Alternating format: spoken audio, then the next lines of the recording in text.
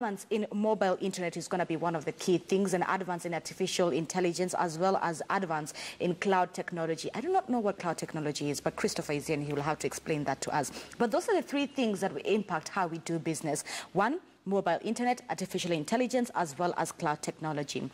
Now, again, here are a few of the key findings. Again, this was a 147-page report, but this is just an overall view to help you understand. Now, 55% of employers who are part of the survey showed that they plan rather to modify production and distribution. So, despite whatever industry you are, about 55% of employers plan to change or modify production and distribution. This is by the year 2020, and 37% of these companies will adopt to robots. So what happens to workforce? We'll be talking about that in just a few minutes. And employment growth in emerging professionals will raise by 11%. This is from 16% to 27%. And we'll also discuss what these emerging professions are. So in case you want to change your career, you know where to change to. All right, so it's so good to have both of you here with us this morning. First of all, before, Christopher, you can explain to us what cloud technology is. At least I have an idea of what AI is. What stood out for you in this report? In the report, they mentioned that 133 million jobs would be created by 2022. 133 million jobs. Yes, and 75 million jobs would be lost. That's still a net gain of about 68 million jobs, which indicates that despite the fact that they say that technology is taking away jobs, you can clearly see that it's increasing the number of jobs and job roles that are available. Yeah. All right, so what about for you? What stood out for you? I think mostly it's more around the conversation of the fourth industrial revolution and it majorly being powered by technology. So, you know, moving from the very initial industrial revolution where a lot of, you know, human activities were now being, you know, moved to machines and powered by steam, and then fast forward to like the third industrial revolution where a lot of it was now moving from analog to digital, but now technology is changing, is taking over. So most of it is more of like the automation bit. So tech comes in, automation comes in, but, you know, on the brighter side, this means that a lot of how we are living, you know, is changing. A lot of how we are doing business is changing. A lot of how we are working is changing. So like, for example, right now, you know, the millennials that we have, or, you know, people who are just starting off working will probably be moving out of their parents' houses. And when you move out, a few of the things you look at will include internet. Oh, you know? yes. Yes. Right now, most of our television stations are on a digital box. Right. And that wasn't there before. So how we are living is changing. How we are working is changing too. You will find that most technologists right now are actually working remote. This means you physically do not have to be at work for you to do the work you're supposed to do. So this has like had technology changing a lot of how we're living, how we're working, how we're doing business. Like even right now, the mama mboga that we have will actually take, you know, cash for whatever it is that you're buying vegetables via M-Pesa. So a lot of technology is now like being incorporated in our lives, which is a great thing. So I think for me, what really stood out is the fact that this can actually pan out in two ways. If we take it with like stride and make sure that we cover the skill gaps that are existing right now, we'll actually have like improved quality of life, improved businesses and how we conduct businesses. But on the flip side, if we actually don't like take up this fourth industrial revolution as it comes, and it is within us, upon us right now, it means that, you know, inequality will be there. There'll be a lot of like economic gaps in the ecosystem. Do you think Africa is well positioned to take advantage of that fourth revolution? I think we have our foot in the door. We are getting there. A lot of, you know, policies and I can say like entrepreneurship mindset is now into technology, and a lot of, you know, what we are seeing right now is how can we actually take the, you know, young upcoming individuals and talented people to actually also be a part of this industrial tech-driven revolution. You know, Mercy, you're right. A lot of young people nowadays would rather buy internet first, you know, within their house, which also explains how, like you said, it's affecting our day-to-day living. Let's talk about the emerging professions. The reports say that about employment growth in emerging professions will rise from 16 to 27%. And just to highlight it for our audience, just some of the redundant roles that will have to go out the door. get this, data entry clerks, we have cashiers and ticket clerks, we have financial analysts. Financial analysts, we're going to have artificial intelligence telling us where to invest? We already do. We already do. Yes. All right, and then lawyers. So how? Explain to me, Christopher, explain to me the lawyer part. Will a robot go and highlight my case? How will that affect the legal world? There's already a startup that deals specifically with law. They created a system that does contracts for you. Right. So it writes up contracts for people. Is this the blockchain system? No, it's different. It's Okay. different. The effect of that is you no longer need to hire a lawyer to write the contract for you. And if you start looking at it from that point of view, you see where technology is starting to impact, say, law, because it's cheaper for someone to hire a company or to pay for a particular contract to be written up by the software rather than to pay a lawyer to do it. I think I've had that where it's sort of, and the reason why I think I confused it with a bit of blockchain is that it's an open ledger in the sense that, if I'm right, which of course you can correct me, is that after a certain deal or has been, should I say, required or met, then the system automatically pays the lawyer or something of the sort. Not this specific one. This one is specifically dealing with contracts because that was the goal. The goal they had in mind was if you need any sort of contract written up, rather than pay a lawyer to write the contract for you, the system just does have a system that does the contract for you. But is it here in Kenya?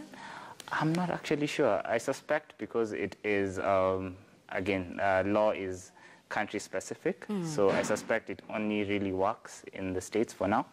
But I don't see a reason why they cannot shift it to Kenya eventually. Okay, so those are some of the redundant rules. There are quite a number of them.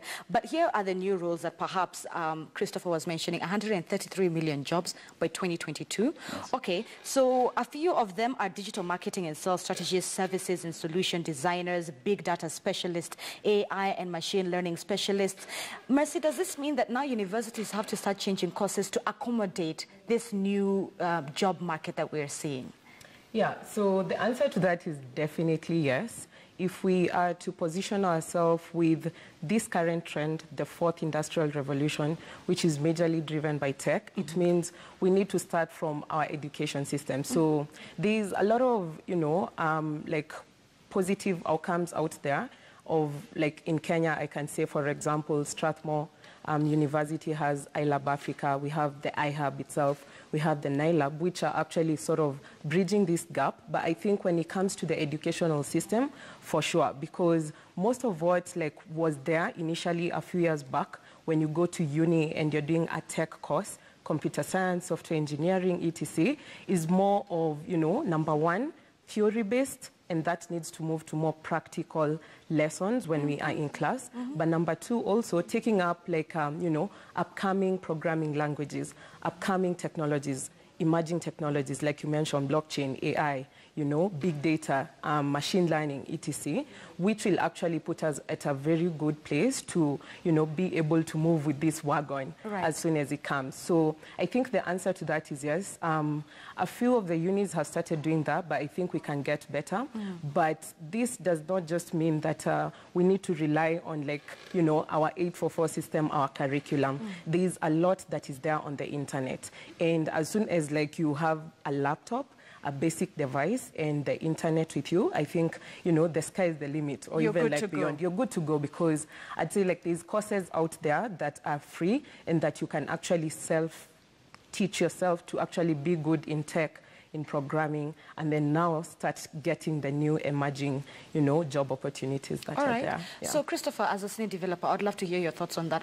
And she's very well highlighted how perhaps the academic world will be affected. Universities need to start changing courses. Could you highlight further for us, perhaps other industries that will be affected, be it, let's say, the oil and gas service, be it the medical world, in the sense that nowadays doctors are able to do surgery across the world and they don't have to physically be there. Just paint for us an image of different industries and how they will be impacted by this change. Okay, I'll use an example one of my colleagues raised recently. Okay. He said that he took his car to be fixed. He's Ghanaian, so he took his car to be fixed. But the mechanic didn't know how service it because it had a computer in it. And as you can see, the role of the mechanic isn't really going away. He just needs to learn, or he or she just needs to learn how to diagnose a problem and how to fix the car, including the computer. So because of that, technology is always going to be in, technology is in everything, it's coming in everything. Such, you may need at least a basic knowledge of how some things work going forward. And it doesn't matter what you do, that will affect you. Even if you're, as we said before, even if you run a shop or if you're a mechanic, yes. A really good example is M-Pesa. If you think about it, it's not really like physical money you have. Your money is essentially stored. It's digital money. Exactly. 0 and 1s. It is. And we're already there, despite the fact that people say that Africa may be backward. We are already using digital money. It's our way instead of using credit cards, but it's already there. And another thing is that one key advantage of the information age we're in right now is that it's sort of an equalizer. I can be in Africa learning about the latest technology at the same time someone who's right next to, say, the university where that technology is being built. We couldn't really do that before, but that has really opened up a lot more opportunities than before. But even as young people, and we're seated here, are we ready as young Africans, and not just Kenyans, are we ready for this new future, which is, and the statistics really were pointing to by 2020. The report kept on saying by 2020. This is less than 2 years from now, you know. But we as young Africans, do you think we are ready to take up these new roles? Are we well positioned to take advantage of this to the extent where we can say that we can easily put up a fight with Silicon Valley and say, you know what, this is our innovation as well, be it the next M-Pesa idea, you know? But as Africans, as young Africans, are we ready for that? I'd say we aren't yet there, and part of the reason is as much as the report says by 2020, I think it's 2022, we would need to prepare the children who are in school right now, the people in university, our courses for that eventual future. And that really isn't happening right now. There are avenues available for you to learn, for example, for kids to learn code. Some Andelans run a workshop called the Teen Code, where they go to schools to teach kids how to code using Python and program, basically. There are other companies like Fundi Workshops, which sort of does the same thing, but instead of software, they really do robotics. So it's there. The challenge is now, how can we get that into the education system? Because if we can tap into that early on, we would be essentially the forefront. Yeah, and that's what Mercy has really emphasized on. Yeah, exactly. And I think, you know, in comes like with that is also the fact that we need to also move more into highlighting the human traits or the human skills that are necessary. So yes, on one hand, we're saying that automation is taking away jobs, but there's that gap that cannot really be filled by, you know, automation and machinery. So for example, when it comes to you know, aspects like design thinking, critical thinking, you know, being an active listener, we still need a human in there. And these are things that should also be highlighted as the younger generation is coming in, because those are the gaps that machines cannot come in and fill, you know. So can you be an active listener? Can you sit down and really like scope out a problem, you know, and then now put that into like an automation sort of form that the machines can take over? So Christopher, we're saying that artificial intelligence will impact how we do business. How will AI do that? To be honest, that is really dependent on the AI itself. So let's give a quick example. Google's recent phone has new technology that enables it to book meetings and interviews and appointments for you.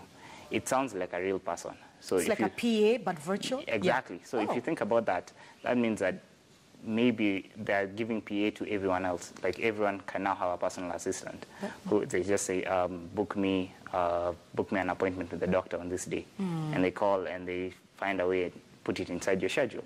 So if you look at it from that point of view, you can see that some jobs may be affected by it, but there are other roles that, as we said before, it's more about job roles becoming redundant rather than jobs itself. As Marcia had mentioned very clearly, people will still be needed. So, then talk to me about, very quickly, cloud technology, because it's one of the things that the report highlights that will advance, or rather that will impact business. What is cloud technology, and perhaps very shortly, how will it affect industries? Okay, essentially, cloud technology is, so at the beginning, whenever you develop software, you'd have to deploy it on, say, a machine. And that machine would be located, say, at your office or in your building. You'd have a physical machine. Got it. With cloud technology, instead of having a physical machine that you own, you essentially rent out a machine or machines. And it doesn't really matter where that machine is. It doesn't matter how many you've rented out. You pay for the time you're using on the machine. Right? To store your exactly. data. It's sort of like you rent out a machine.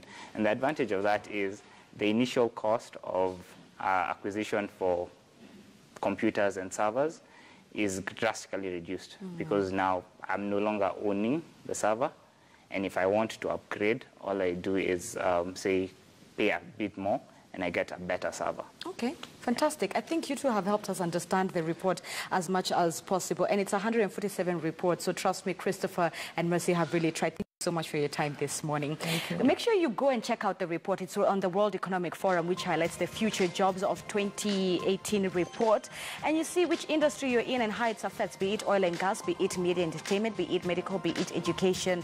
Make sure you read up on that. And that right there brings us to an end of Morning Express. Thank you so much for your time and your cooperation for the past 3 hours. I'll see you again tomorrow, same time, same place. Good morning.